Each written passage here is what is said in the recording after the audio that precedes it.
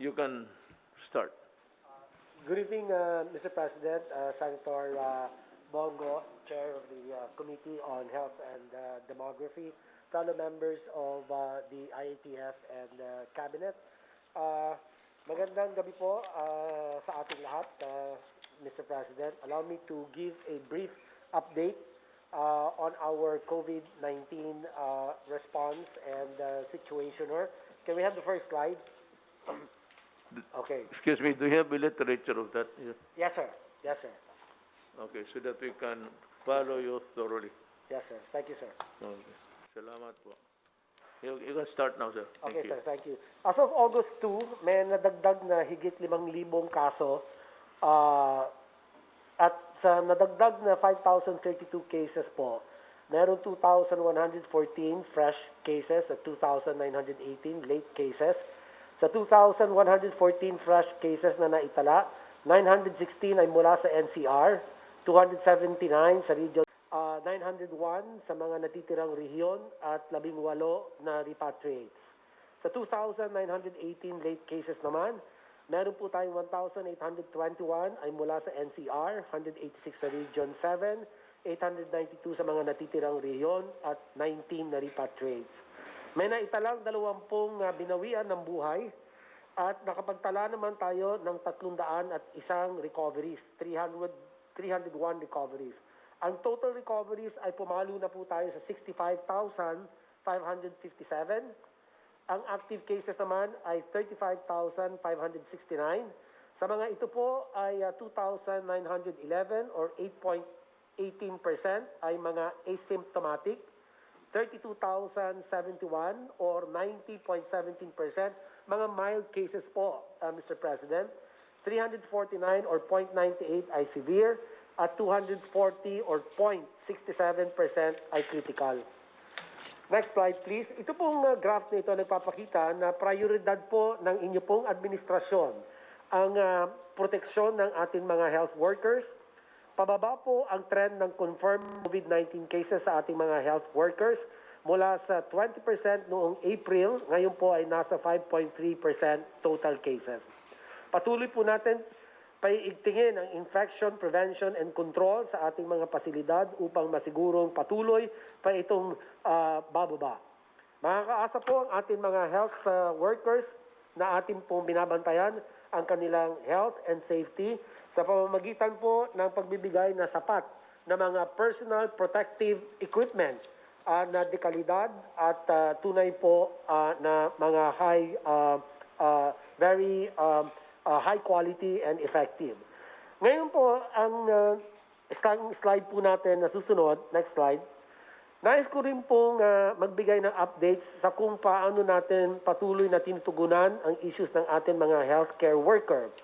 Sigurado po ako, Mr. President, na lahat po tayo sa kwartong ito ay sasang-ayon na sila po ang pinaka-importanteng mga tao sa laban natin kontra COVID-19. Kahapon po, Mr. President, matapos ang press con ng healthcare workers kung saan sila ay humingi ng time out, ng imposition at imposition ng ECQ or Enhanced Community Quarantine, ay agad na nakipagdialogo ako kasama ng ibang IATF principals sa mga medical societies. Dito mismo natin napakinggan ang issues nila. Dito rin naklaro na handa naman silang humanap ng middle ground, ibalanse ang kabuhayan at kalusugan. Bigyan ko lang po kayo ng summary ng kanilang mga hinaing. Number 1, una, kakulangan daw sa ating mga health workforce dahil na rin sa pagka-quarantine, isolate. Yung iba naman po ay nagkakasakit at meron din pong mga nag-resign. Number 2, over-reliance po na tinatawag nila sa mga antibody test na nakakamiss ng 50% of the cases. Kaya nahihirapan maghanap ng mga bagong kaso. In-erase rin nila ang concern sa hirap mag-refer sa mga isolation centers. Number 3, meron din daw pong kakulangan sa ating contact tracing at mga quarantine facilities, lalo na sa pag-cascade ng mga guidelines sa local level. Pangapat po, ang transportation issues ay nangangailangan ng immediate response at kailangan maglaan ng safe transportation options. Particular na dito ang agarang pagpapatupad ng bike lanes. Panglima po, para ma-ensure na ligtas ang workplaces, kailangan ng DOH, DTI, and DOLE na mag-issue ng clear advisories sa mga kumpanya para masunod ang ating mga minimum health standards. Kanila pong in-emphasize na ang publiko ang unang linya ng depensa laban sa COVID-19, kaya naman kailangan i-remind ang lahat na gumamit ng mask at mag-practice ng physical distancing. Panghuli po, mariin din po nilang tinututulan ang pagbukas ng mga non-essential industries gaya ng gyms, review centers, pet grooming, service at iba pa. Next slide please. Matapos natin po makipag-usap, nagpulong naman po ang kabinete, batay po sa inyong kautusan, si Ginoong ES po ay pinulong ang mga ilang miyembro ng kabinete at lumikha po kami ng 7-point response or recommendation to address the issues of the healthcare workers. Number 1, una po ang pag-hire ng additional healthcare workers at bumuo ng healthcare worker reserve.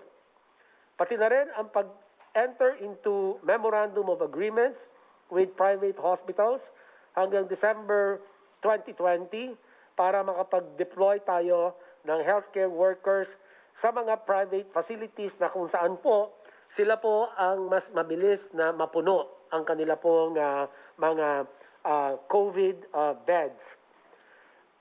Pangalawa po, napag-usapan din po natin ang pagbibigay ng additional benefits para sa atin mga healthcare workers. Una, meron po kami rekomendasyon na magbigay po ng 10,000 risk allowance for private sector healthcare workers at libreng life insurance na sana po ay maisabatas sa Bayanihan Act 2. Kasama na rin po ang pagbibigay ng libreng accommodation at transportation na siya naman po itong inumpisahan ng gawin ng Department of Health para po sa mga panggagawang pangkalusugan. At ang pagsagawa ng libre at frequent na pag-testing sa atin pong mga healthcare workers, kasama na rin po ito sa atin expanded testing strategy. Pangatlo po, ang paggamit ng work and quarantine passes para po ma-minimize ang paglalabas ng mga tao. Pang-apat po, ang pagpapaigting sa ating mga localized lockdown strategy at ng implementasyon ng Oplan Kalinga sa tulong ng LGUs at COVID-19 code teams. Yung pong code teams, ito po yung coordinated operations to defeat the epidemic, which is COVID-19. Panglima po, intensify ang strict enforcement ng ating guidelines on minimum health standards at ang pagbibigay ng 20 milyon cloth mask for the poor, alinsunod po sa inyong kautusan, Mr. President.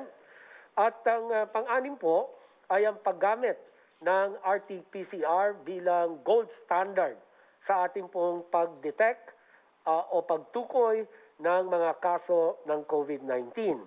At ang pinakahuli po ay inirekomenda po mariin ng inyo pong gabinete na manumbalik po tayo sa Modified Enhanced Community Quarantine or MECQ for 15 days.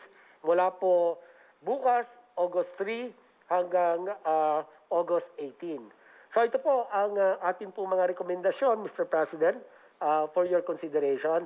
At muli, nagpapasalamat po ako sa aking mga kasama sa Kabinete at IATF sa pagbuo po ng mga rekomendasyon na ito na akin pong binasa. Secretary Duque, I failed to grasp the last item that you have. We were talking about MECQ, sir? Escalate mo sa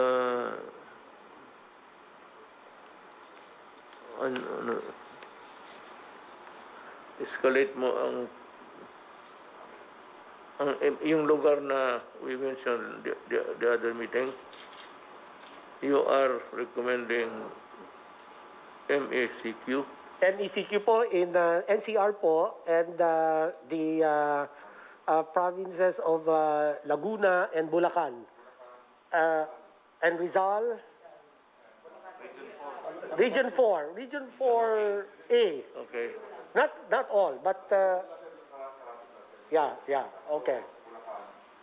Region 3, Bulacan. Okay.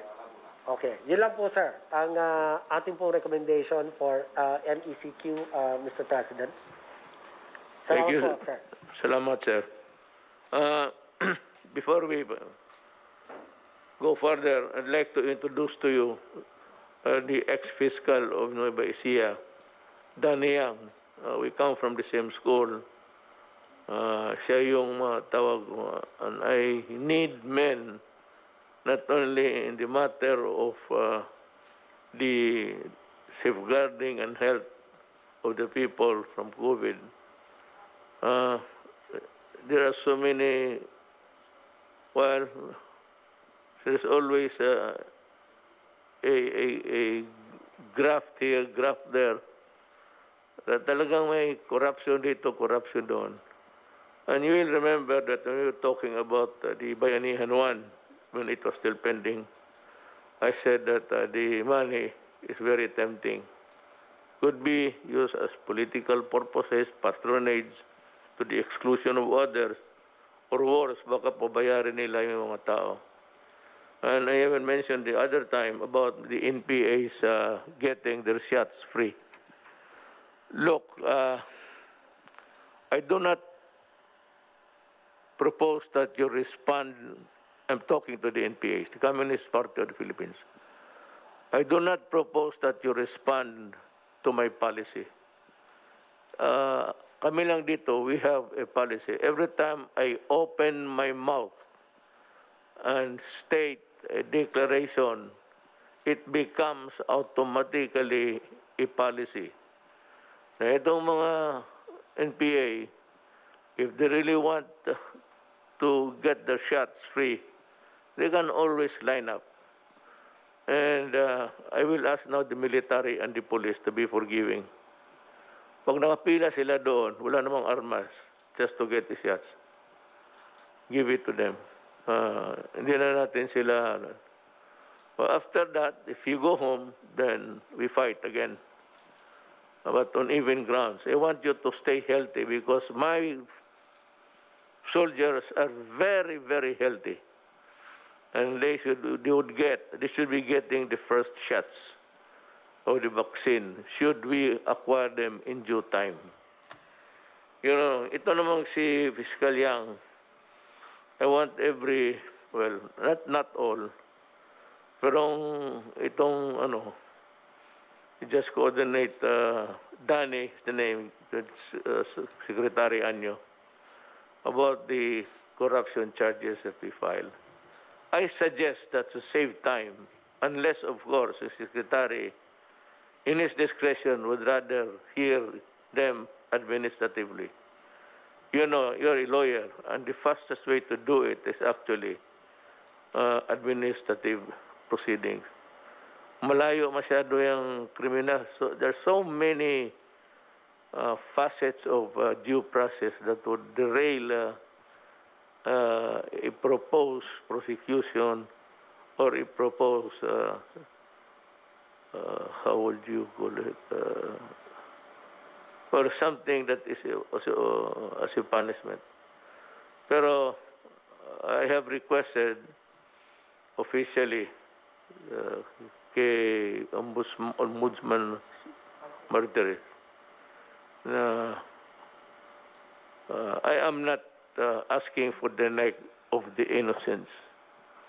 I just want the graft and corruption stop, and the parties involved in that corruption be prosecuted, be the mayor, the city council, or the barangay captain.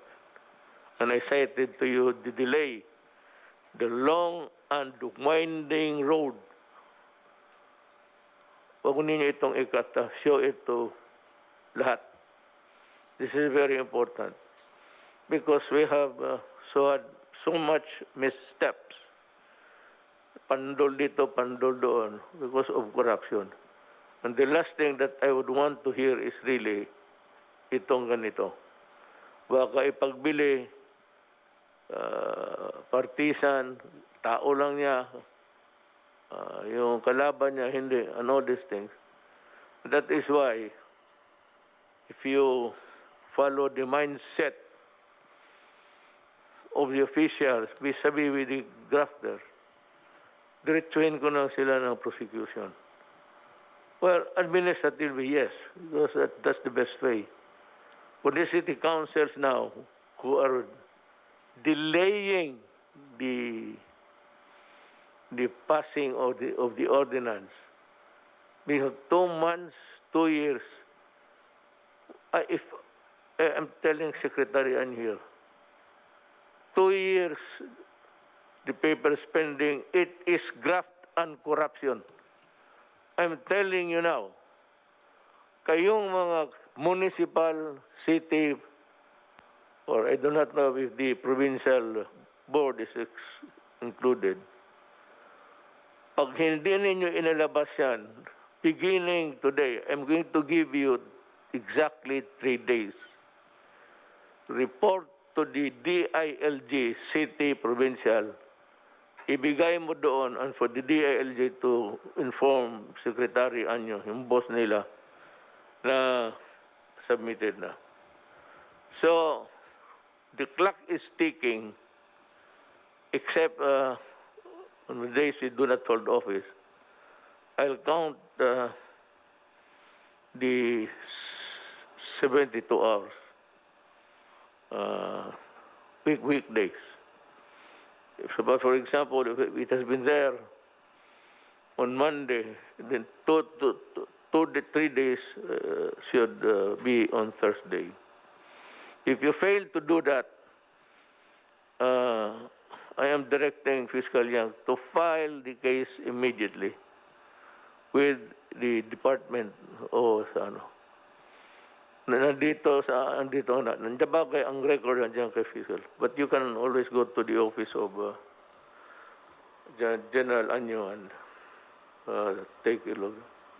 Demand mo natin kasi sabi ko, my God, 2 years na lang ako, magbawala ako. Gusto ko, hinto na ako sa gobyerno, sabay tayo. Talagang I'll see to it that you are effectively suspended, preventive, suspended as a form of a punishment. But I would prefer that you be dismissed immediately. And the courts for not to interfere. I am not without understanding the situation that governs the separation of powers, that I cannot also intrude into yours. But help me on this as long as I am in the path of due process. Please do not interfere. Of how there might be an injunction or something. This is not time for hearing cases. We will make the accounting of our behavior maybe after COVID. Rumentas ngayon, talagang I want barangay captains, the idiots and the low life in the lower echelons of government, they should know that at least. I may not be really the best, but I want to taste your agony and I want to taste your humiliation while I am here. Because you are a criminal.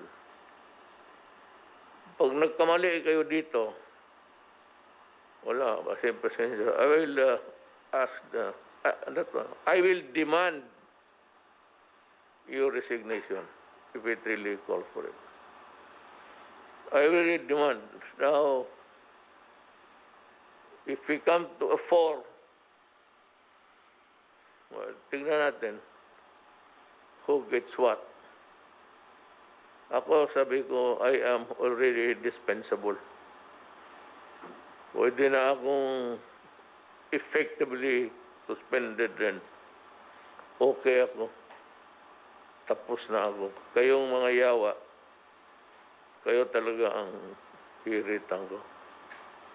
Para katikim kayo ng ayaw ninyong huminto eh. So, mga barangay captain, stop acting like God in your barangay. You are just a human being. I'm sure that you know nothing or little at all about governance if you are there into corruption. Kaya kung wala kayong nalaman, talagang nagagalit na ako. Kaya wala akong respeto sa iyo. I have no compunction about sending you to jail or suspending you until the last day of 2 years from now para mawala kayo sa horizon. You are already removed from the political horizon. You do not deserve to stay in the government a minute longer. Now, I know that you've been earlier, the cry of the moment, which is really, I believe, well taken. And they are right. Itong government, not the government, but yung health workers who will be in the hospitals. Private. Am I correct? Okay. Alam ko ho, kayong adhere or no one is going to meet me tonight? Wala. So if they're listening now, ganito ang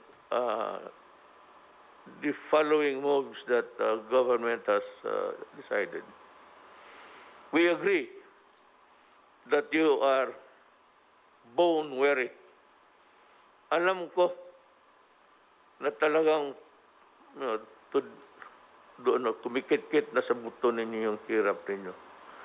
Both of the pressure, the stressful work, and also the uncertainty and the fear of getting COVID and not having anything in return.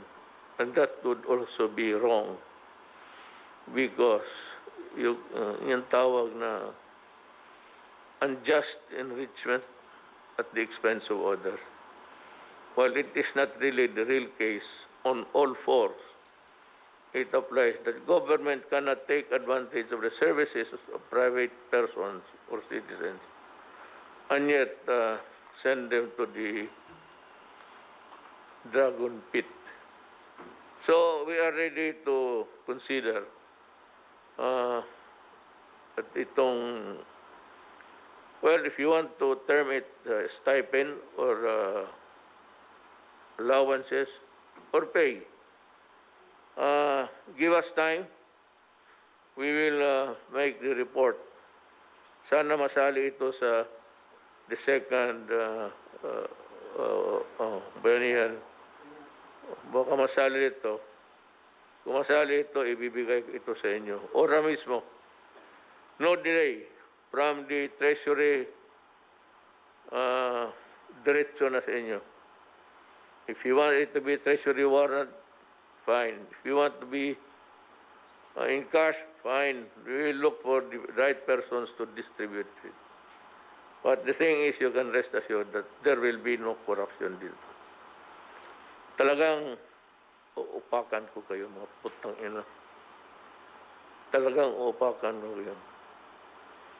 Yeah, the humiliation of being treated as one who has been ousted from service because of corruption. Para malaman ng mga anak ninyo na babuhay kayo sa putang inang kalukuhan. regarding the benefits, we were also strongly recommend it to be included in the bayanihan to insurance, and free accommodation, free transportation, free and frequent testing. Magdasal lang tayo sa Diyos. There is enough to are scraping. Wala na tayo. Remember, Filipinos, na the time of giving the assistance or the stipend or your allowance is no longer there. We cannot give you that anymore. Tapos na yun. Kaya ito, sabi naman ng iba, paano ba itong gobyerno, hindi man nila masolve? Gamitin mo nga utak mo, putang ina. Kasimple. COVID is the enemy, not government. Government is trying to control. As a matter of government, put you in prison in your houses. Kaya anong nangyari? Maraming ayang din sumunod. Cebu is a standout. I saw it from the government surveillance TV. Then, nakita ko parang wala nangyari. Motor sila lahat. So I was complaining, I'm telling you, we were having a cabinet meeting several times. That itong Cebu, murag wala. Murag walay sakit nga galibot. But there is no germ. Kagaw nga balibot. You are doing life nonchalant. Nagbaliwala lang. Sige, continue lang tapo. Mahaw, panood to, inom. Puta. Pagdating ng panahon, sabihin pa ninyo, we are having trouble here. The hospitals are... Nobody but nobody in this world was really prepared to deal with it.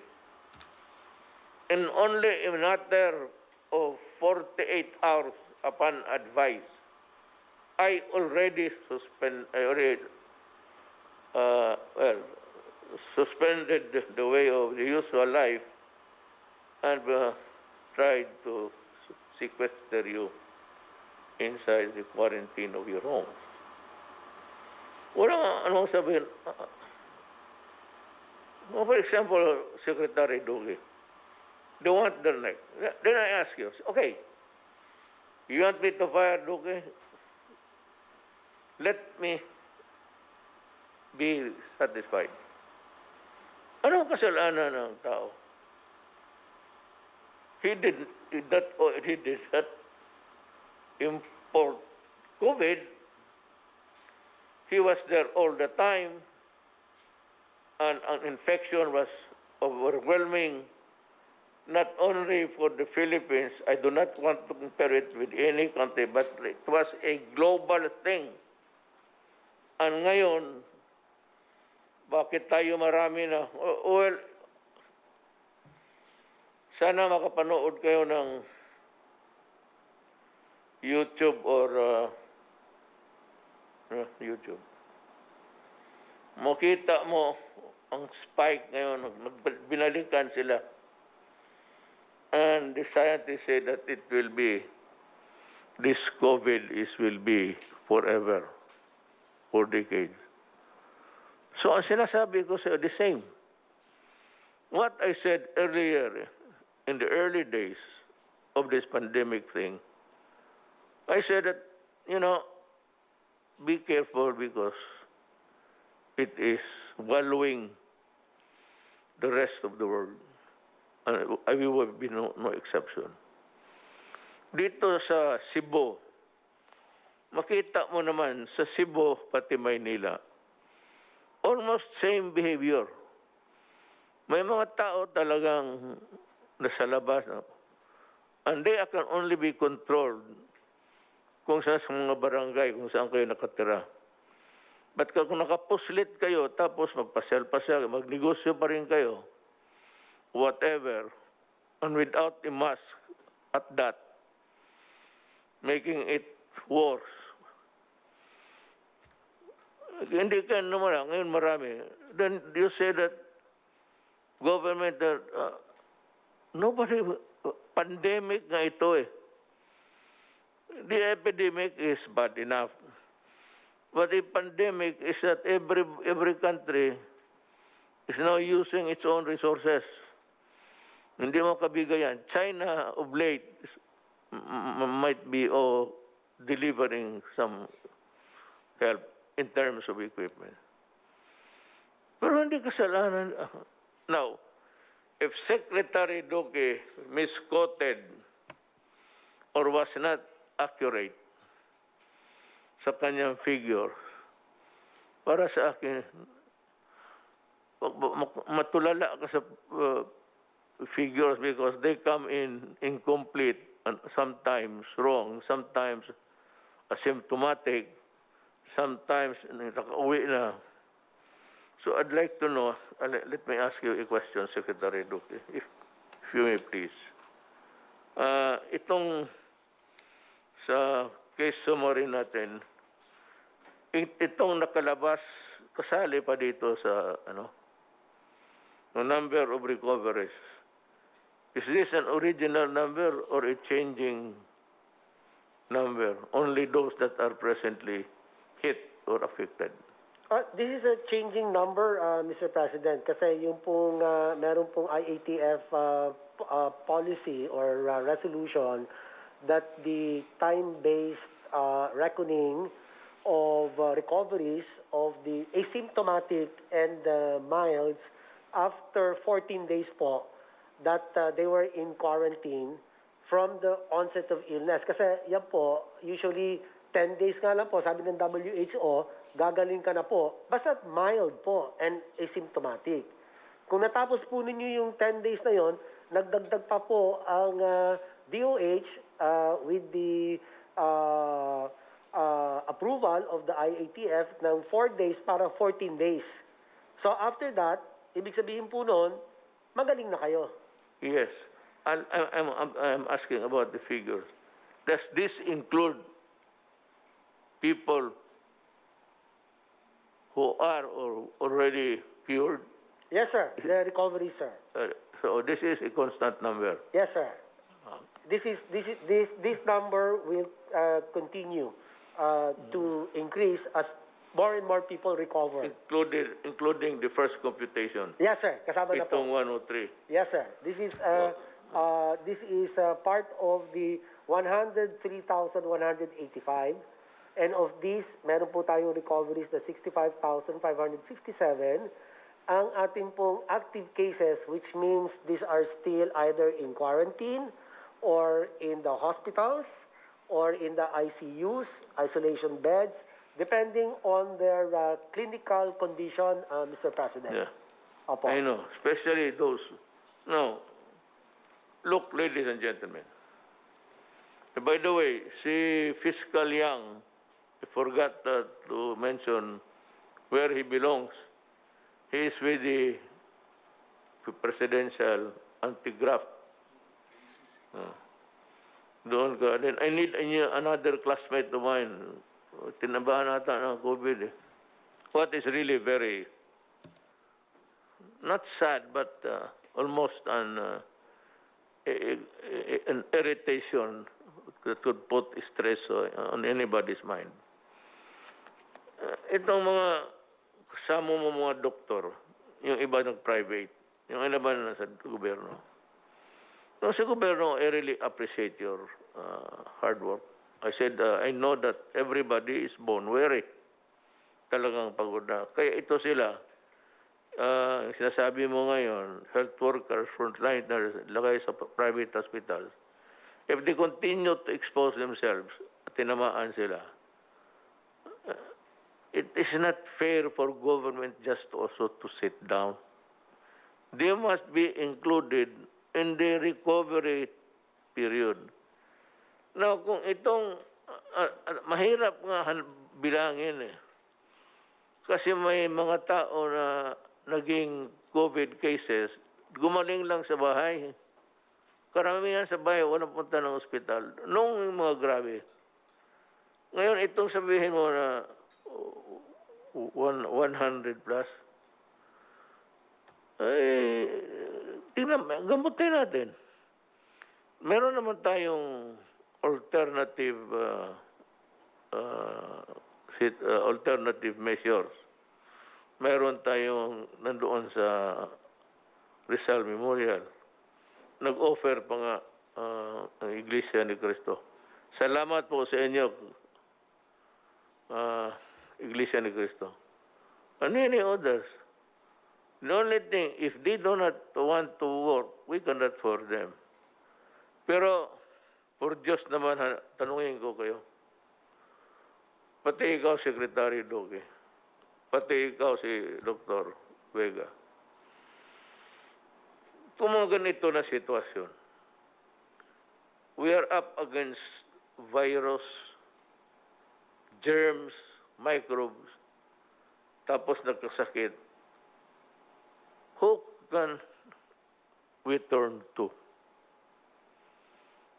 Kaya lang sana ito, I can order general sana ito gawain mo. I am not satisfied with this because losing on that province.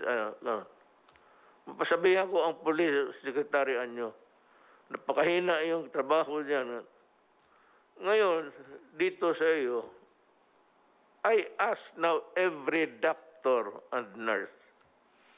My wife has also volunteered to be a frontliner. May anak kami. Kaisa-isa. But since she is moved by a sense of... Kasi nasabi niya, nahihiya siya sa sarili niya. She's a nurse. And yet, ang trabaho, itong ganitong parang it's war against microbes. Who are our soldiers? The nurses and the doctor. If you cannot go for the extra mile, well, I can understand. I'm very sorry. I can understand you. Pero wala kaming matawagan ng iba eh. So ito ngayon sa bakuna pagdating it will be headed by the medical corps para sila ang may tabulation. Walang magkamali. Patient. Lahat ng ahensya na may mga nurses, mga police, there are already thousands of police. Maraming nagpulis kasi ang sweldo ng nurse 8,000. Ang sweldo mo pagka pumasok sa akin, entry fee mo 30,000. Ginawa kong 30, kaya lahat ng mga nurses, babae at lalaki pumasok dyan. No, I leave the problem to General Anyo. For the uniformed nurses sa police and for General Lunzana, they should be assembled and help. Yung sinabi ko sa police station, punta ka lang doon. So, maraming nurses i-distribute natin. We can finish if we have the vaccines and if it is delivered expeditiously. I think that in about 1 week's time, tapos na. That if we get the vaccine. Pero as it goes now, wala pa namang sinabi lang na kompleto na. And China is leading. That's what I told you. I believe in China because they're very conscientious. And hindi reklamador. May isang bayan na mayaman, pagka-reklamador na binigay na ng anong Panginoon Diyos yung biyaya niya. Tapos sige pa reklamo. Ngayon nag-spike kasi sige sila protesta. Kaya ako dito, kasi mga left, sige, sabi nga, yung mga left, If you want to protest, go ahead. I myself will sign the permit. Pag mahingi ka ng 3 araw, magagalit ako. Gawain mo 10 araw po. Diyan, magbabad kayo. Protest to the high heavens. But for as long as you are not a part of government and you do not know better, worse is you pretend to be an advisor, tapos sabihin mo mag-tweet ka, God help this country. Huwag na natin distribuhan ng Diyos. Mas mabuti kung you are not a part of it. I can see an ambition in a man's face. Kaya tapos magsali, bakit hindi mo kami in-advisean? So what can you advise about COVID? Tell me if you're a doctor, anong ma-advise mo? What's the best solution? Best solution is you go into your house, stay there, do not crowd in other places, mingle. At least mahina. But yung gamot, what are we doing? Oh, what are we doing? What can we do? Magbigay ng pera? Wala na tayong pera. Mayroon pa dyan yung mga bright na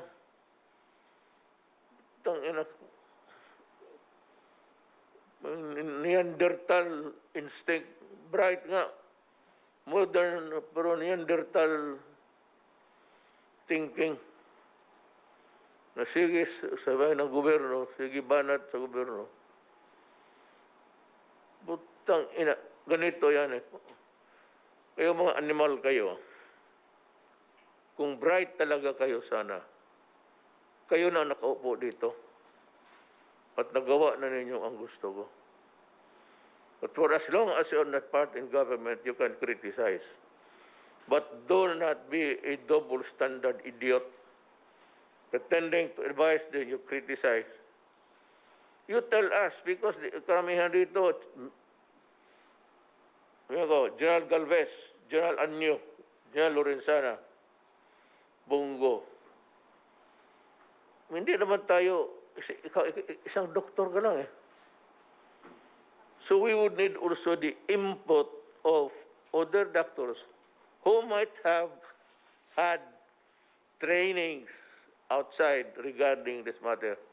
Tropical diseases, infectious diseases. Nakatulong sana. Ngayon kung wala kayong maibigay, and it's not our fault if we are lagging behind. Una-una, wala tayong we do not have the equipment, we do not have anything. The Philippines is still a new country until now.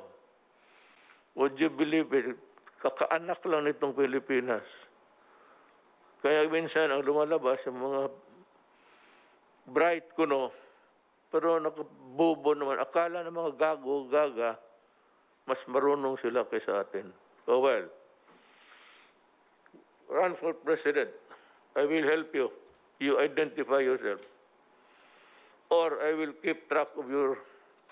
Tapos sabihin ko sa inyo kung anong ginagawa ninyo.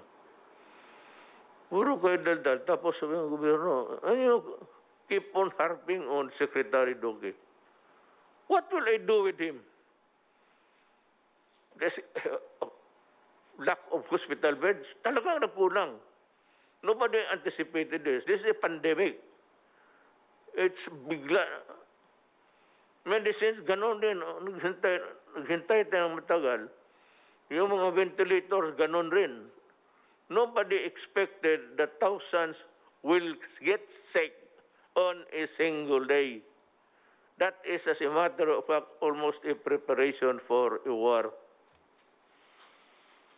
Kung talagang gusto mong preparado tayo.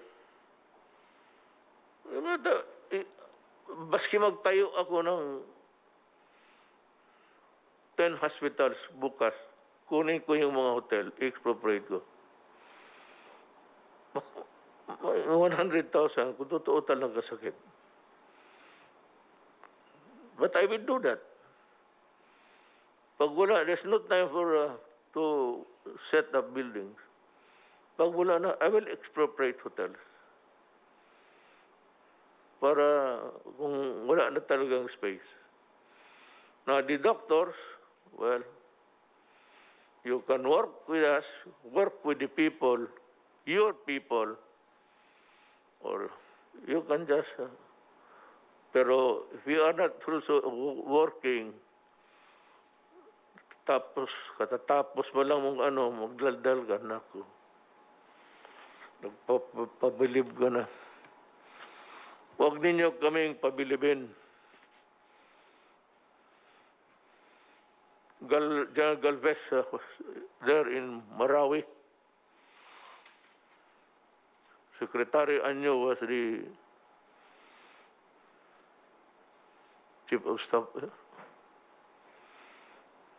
Delphine Lorenzana has been with us. Has been working, is resident ka ng Amerika din, no? No, kasi kilala ko sa military, pinatawag ko. Ngayon, itong bakuna, bigay ko sa police pati military. Hoy, kayo mga police, pakinigay sa akin, ha? Linisan ninyo yung presinto ninyo and make it ready for in the day I pray that it would come. Yun na lang ang police station mas malapit, saka marami. Basta doon, only requirement is Pilipino ka, wala na. Kung gusto nilang pa-injection ng 5, magpaikot, hayaan mo. Sige. If you want to have an overdose of the vaccine, go ahead. If there's one thing that we cannot help, there is no cure for it, is stupidity. And mind you, all those people talking and criticizing, hindi naman alam. Kung ilagay mo dito, yan naman, makandara pa yan. Kung ilagay mo dito, yan ngayon, so, sige, kayo dito. Oh, they will hang you. There's the bin, they will hang you. We're doing our very best. And yung localized lockdown. I'm sorry, Manila. Ngayon, magsabi kayo, i-lockdown mo na ang Manila. Ang ibang lugar, entire Philippines, para talagang wala nang mahawa. Wala ka nang mahawaan, wala ka nang mahawa. Problem is, wala na tayong pera. I cannot give food anymore and money to people. So, I have to so it's modified for the, lalo na for the critical industries. Food, number 1. Medicine. So, binitawan ko yan sila kasi unang-una wala nang makain. Ilan lang ang tao talaga na may savings good for a rainy savings for a rainy day. Well, our savings is just good for a drizzle. Ano bang drizzle sa Tagalog? Ambon lang. Yung ibang preparation for a typhoon. Hindi tayo mayaman. Do not compare us because our money is equivalent to about 48 ngayon ang exchange. 49. For today, it's 49. Ang ating 49 pesos, $1 lang yan. Ang bilihan sa labas, ang ginagamit, $1. I do not know what is taking China to implement or putting it in reality, in practice, na ang gagamitin ng sa exchange sa international would be the ano tawag na? Yuan or renminbi, Mr. President? Duman. Wala tayo. At least sa China hindi magkwenta-kwenta kung ilan ang pera mo. And I'm assured that we would be prioritized. Now also, mga barangay captains, it's time that you really work. Isauli mo sa tao yung honor na binibigay nila sa inyo. Binigay ninyo. Ay binigay sa inyo ng tao. You work. Strictly enforce ang quarantine, lalo na yung lockdown. Kasi ang Maynila, dahil ang mga tao, maraming tao na lumalabas. E di maraming mahawa. So sabi mo, what is Duterte doing about, the government doing about?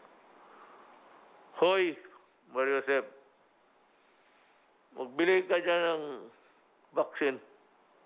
O akong bibili sa'yo, turo mo lang kung saan. Well, it's vaccine. Baski saan ka, it's vaccine. Now, yung contact talaga. That is why para hindi naman kahawa o mahawa man sa bahay ka na lang, it behoves upon the barangay captain, municipal mayor, to see to it that kung maaari lang, kung posible lang, that your barangay or municipio city is co-free. Well, some mayors are overly strict. Wala na tayong magawa doon kasi under the local government code, they authorize also to move. Well, we are appealing to Congress to isalin lang sana itong yung sa mga health workers, sa bayanihan to isalin lang ang free accommodation, free transportation, and free and frequent testing.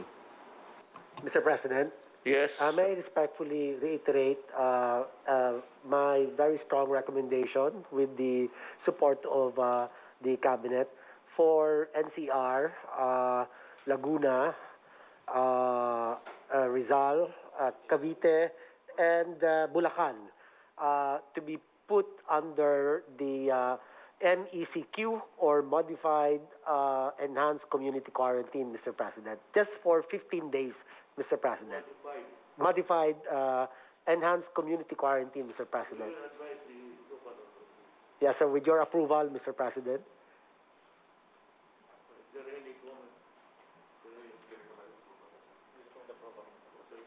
Thank you very much, Mr. President. Maraming salamat po, Mr. President. Anyone who would want his piece? Sir, Mr. President. John Galvez then. Sir, Yusek Vega and I are going around also with Secretary Duque with the hospital, sir. And we found out that those who are affected by COVID, there is some sort of psychological impact on our health workers. The Bayanihan one has given 1 million for those who died and also 100,000 for those severe and critical patients. But those who are mild, who are also hospitalized and also having the anguish of being infected, sir, we recommend, sir, na mabigyan, sir, natin at kahit na 10,000, sir, yung mga almost 5,000 po, sir, yung naging positive, sir, natin. Kasi yung fear, sir, fear ng mga, sir, natin, ng mga health workers to be afflicted by, sir, parang nagkakaroon, sir, ng discrimination. They will be, sir, kasi ako meron din akong pong staff na heya ko, sir. He cried out loud na parang may emotional breakdown ang isang, sir, especially yung health worker na he is even expose herself or himself to the danger, and then later on parang he will feel discriminated. That anguish, parang sir, parang hindi natin man, sir. Then they spend also money for their own medicine, for her own medicine. It is proper lang, sir, na mabigyan natin kahit konti, sir, na kahit na 10,000, sir, each. I agree with you. Even 15. So ikaw pala ko. Sorry. Mr. President, you ordered us a while ago to assemble those nurses who enlisted in the armed forces, pati dun sa PNP. Yes. We will do that, Mr. President, but there might not be enough of them kasi baka konti lang ito.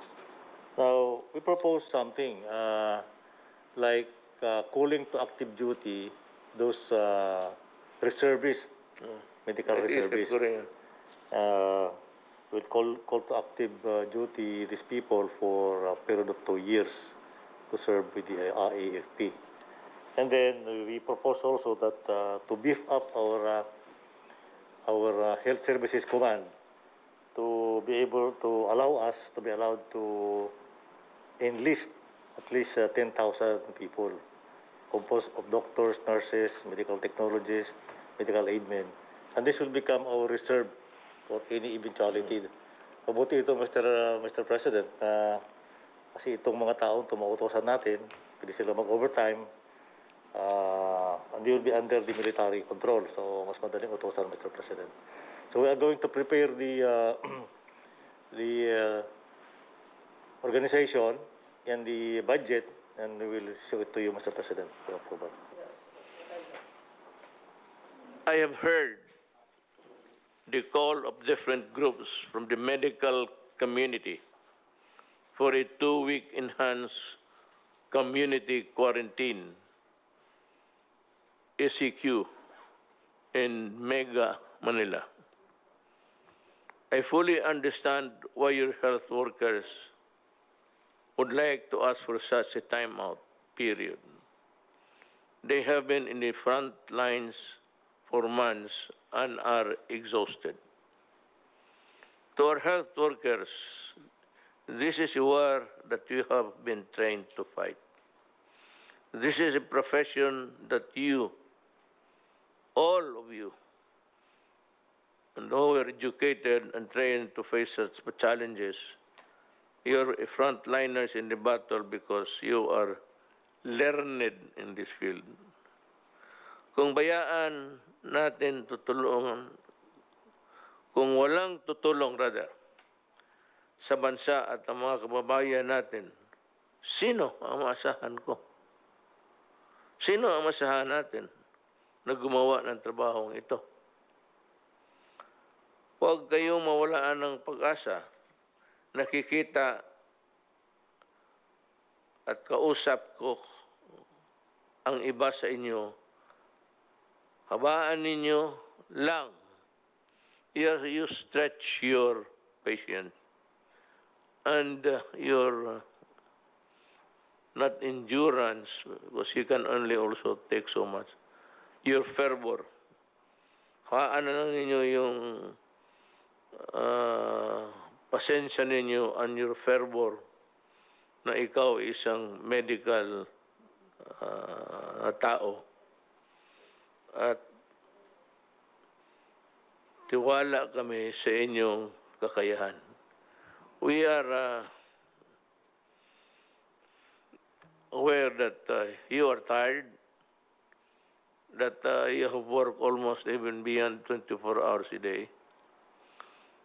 Pero ito kasi yung, wala kami matakbuhan. Kayo yung nag-aral.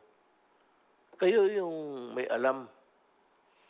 Na ngayon, kung sabihin ninyo na anong mabuti, and you raise the spectacle of yung ang agony ninyo, you treat it as if you're about ready to stop to work. Huwag naman ganun kasi kawawa ang mga kababayan. Sino man asahan namin? I don't know, I'm sure that that's not into your heart. But from your maybe despair, I would like to tell you that ang ating gobyerno ay hindi mag-iwan ng mga trabahante niya. So to my fellow countrymen, we are doing everything possible to alleviate the situation, to assist our healthcare workers and enhance and upgrade our healthcare system. Alam mo kasi, you know, first time nangyari ito eh. And this is not just something like a call to action for a few sick persons, maybe because of the distance or maybe because of the... Ito lahat eh. Wala namang may gusto. Kaya nga si Secretary Duque, gusto nila putulin yung ulo. Ano mang kasalanan niya? Na yung medisina nandyan,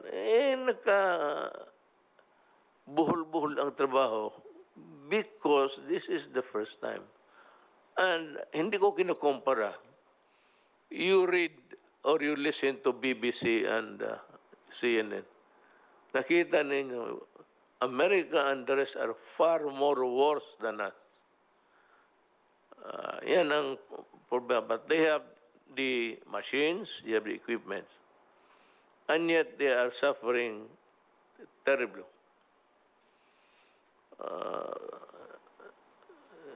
Almost hindi ka makapaniwala. So kami dito, hindi namin kayo kinakalimutan. There would not have been no need for you to go into itong ganito and raising your hands as if sabihin ninyo revolution. Now, if you think that this can be solved by revolution, then by all means, we start it. Mas gusto ko. Kung magsabi kayo, nagtaas na kayo, revolution, go ahead. Because I would be calling all people who love their country to come forward and work with the people. Yung mga health workers na hindi connected sa gobyerno, we will try to help. But that there is no need for you and for the guys, ng 1,000 of you, telling us what to do publicly. You could have just wrote us a letter. Lahat naman ng sinasabi ninyo, sinusunod namin. You know, it's the resources. Ang pera, may gusto kayong bilhin ko. Ang problema, ang bulsa ko, butas na yung isa. Dahil we have suffered economically, pati individually, yung income ninyo, wala na. Hindi lang man kayo. But to go almost on not really a rampage, but an outrage, parang galit at mag-revolution. So huwag naman ganun kasi alam ninyo nagtatrabaho kaming lahat. Kung yan lang ang makaya ng pera natin, edi hanggang dyan lang tayo. Hindi naman kami nabuti, nakaupo lang dyan, nandyan yung pera, hindi naman pinapagalaw. Everybody's trying. Kaya nga, yung mga iba-ibang modalities na lang how the vaccine, if ever mabigay, mag-abot sa atin. Well, next time, you can just ask for an audience. Pero huwag ho kayong magsigaw-sigaw ng revolusyon. Alam mo, sa totoo ko, alam niyo, hindi ako kilala talaga. Pag sabi kayo revolution, then, ngayon na. Go ahead. Try it. Sirain natin itong patayin natin lahat ng COVID. Is that what you want? We can always end our existence in this manner. Hindi naman kayo na natatakot siguro. Alam namin yun na hindi kami matakot sa ganun. But to send a message na without giving government a chance. Ngayon, anong gusto ninyo? I will implement other things in this government without informing you. Would you be happy with that? Or if you are really on a rampage, you want a revolution, fine, let's start it. Go ahead. Go ahead in the streets and the store. Makita natin. Then we will need almost all building, all hospitals there. Hindi lang COVID. Hindi ko, I'm not threatening. Pero gusto ko lang subukan ninyo. I dare you, do it.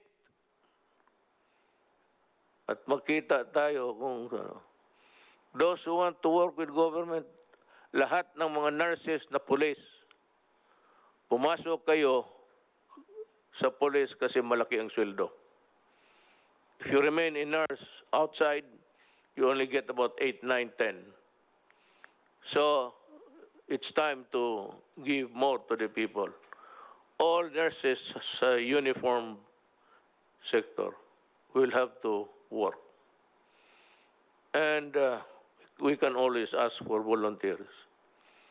Then I am asking Secretary Lorenzana to mobilize, call a mobilization of doctors and nurses and those who can help.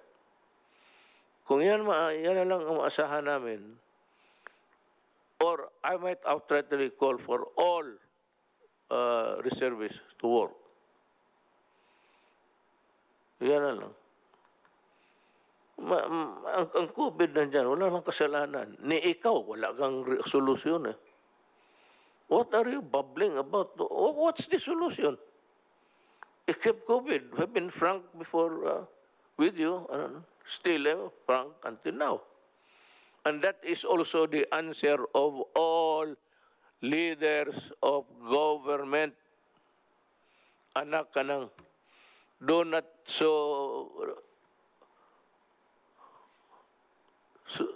as to be heard. I don't give if you gather 1,000, 2,000. But bear in mind na kayo mismo, kung ipa-take over ko kayo kayong lahat. Ako ang magbayad sa inyo. Take over ninyo. Tignan ko kung ano ang lagay ninyo. We are not incompetent here because we are not doctors. Kayo ang dapat ang you should do this soul searching, not us. Kami kayong makatulong sana, ito lang kayong ginagawa, kung magreklamo, ikaw naman, what can I do? I've always been praying to God for the vaccine. Alam niyo, doktor kayo eh. Huwag na natin dramahin ito ng mga sulat-sulat. At saka itong mga health workers that I said you are bone weary. Bone weary is an idiom. It's just simply that you are too tired to move. You are beat. Ika nga. Bakit kayo hindi pumunta dito na pera? Hanap tayo ng pera. Secretary Dominguez, mabutit na lang, sabi ko, ang vaccine dumating. Kaya yung prediction, my dire predictions is that it would usually take, tanungin niyo, kayong mga doktor, 5 years to perfect a vaccine. From the alam ninyo yan. So, do not try to demean government. You are not actually criticizing. You demean by government, your own government, by just going ahead. At saka takutin ng revolusyon. Bayan man natin ito. Gusto ninyo, sirain natin. Start it now. Nari a moment to waste. Ako kung anong klase ibigay ng tatrabaho ako, kung anong ang nasa harap ko, I will react appropriately. Kayong mga nurses, ulitin ko, outside, o aid workers, maghanap ako ng pera sa Congress. Again, to the health workers, doctors, nurses, sa not connected with government. We will try to look out for a way. Marami kaming gustong ibigay sa inyo. Insurance, then return 10,000 risk. Tabala, across the board yan. Tapos, free accommodation, free transportation, free testing. Siyempre, dapat kayo every 2 days, masakit lang sa, wala bang pantusok na putang ina na hindi.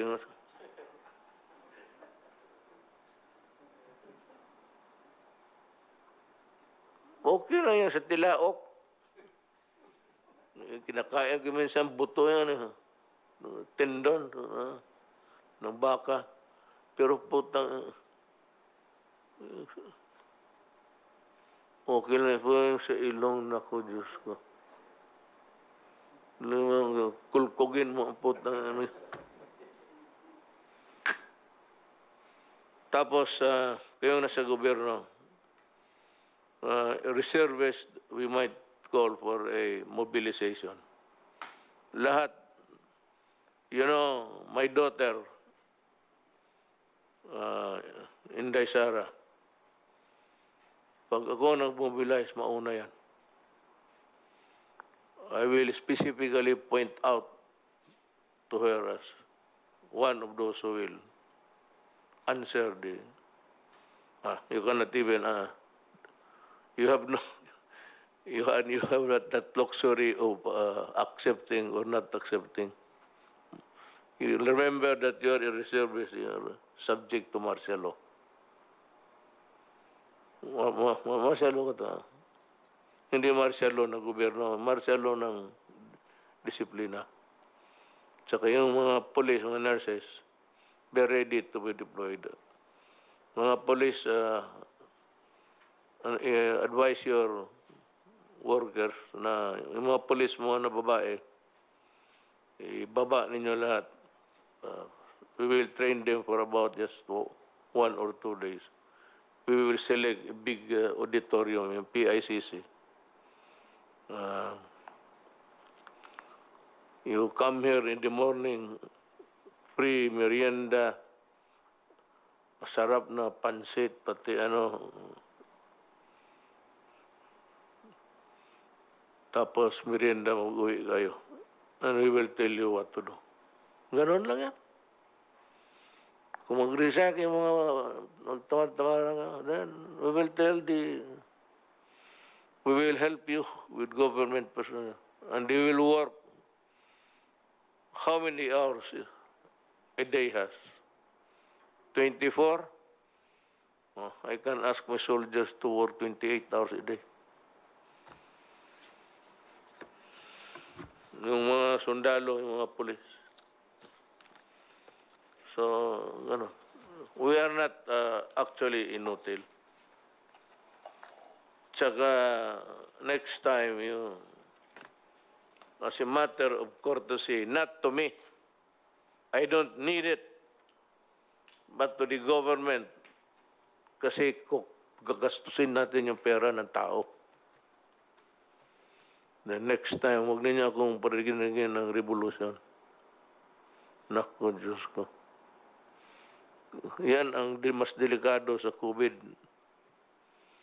Kaya kung magrevolusyon kayo, you will give me the free ticket to stage a counter-revolution.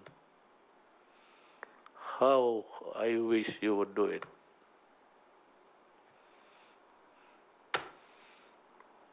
Mga kababayan ko, tiis lang ng kunti. By December nandyan na. Do not go out kasi ihawa ninyo yung mga iba. Kaya matatagalan tayo. Yung nahawakan mo, hawakan niya. Yung rails. Yung sa escalator, pupunta-punta, hawak ninyo.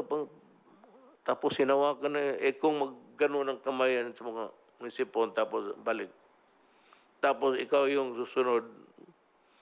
If you go at, you tend to exactly do what I just told you.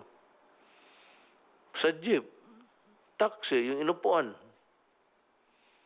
Magpahid sa ilong yan kung may sipon na tapos hawak ng... Wala nang katapusan. So, kindly stay home kung hindi naman talaga importante. And for those who really are working in the government critical public work, you have to go. You have to work. Mayroon na tayong medisina. May medisina tayo. Meron na, di ba, we ask Rizal Coliseum, saka itong Iglesia ni Cristo, pumayag. Salamat po sa inyo.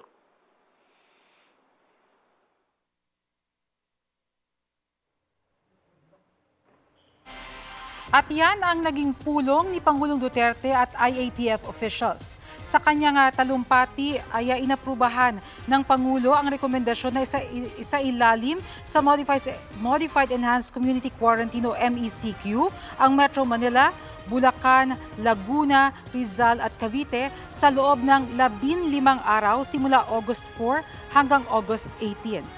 Samantala, nirekomenda rin ng Pangulo ang pagbibigay ng mga benepisyo sa mga healthcare workers kabilang na ang insurance, free accommodation, free transportation at free testing. At yan po ang ating live coverage. Ako po si Bernadette Reyes, buong puso para sa Pilipino.